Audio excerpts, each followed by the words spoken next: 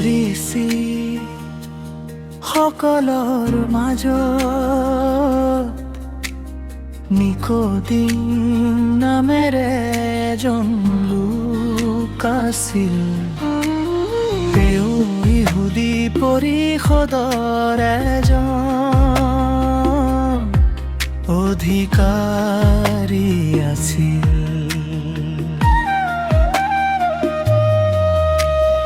এদিন ৰাতি তেওঁ যীশুৰ ওচৰলৈ আহি ক'লে, ৰব্বিয়া,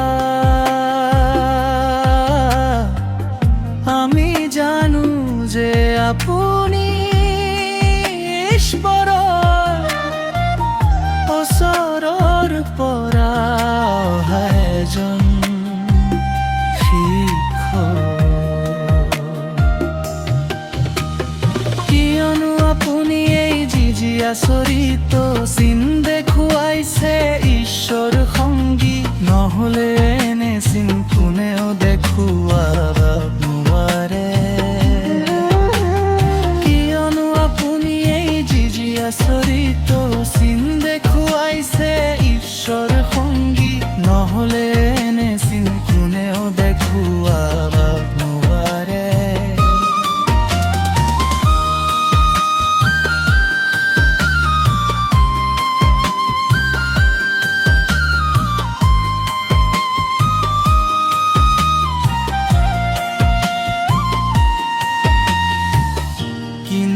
উত্তৰত যীশুৱে নিকোদিমক ক'লে,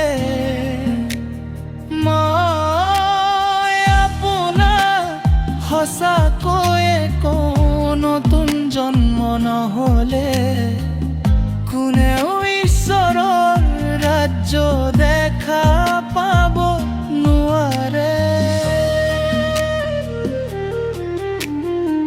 নিকোদিমে তেওঁক ক'লে, মানুহ বুঢ়া হ'লে কেনেকৈ তেওঁৰ জন্ম হ'ব পাৰে?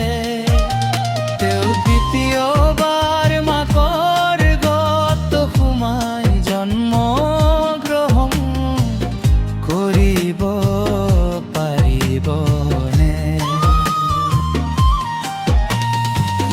যীশুৱে উত্তৰ দিলে, মই আপোনাক সঁচাকৈয়ে কৈছোঁ, জল আৰু আত্মাৰ পৰা জন্ম নহ'লে কোনেও ঈশ্বৰৰ ৰাজ্যত সোমাব নোৱাৰে।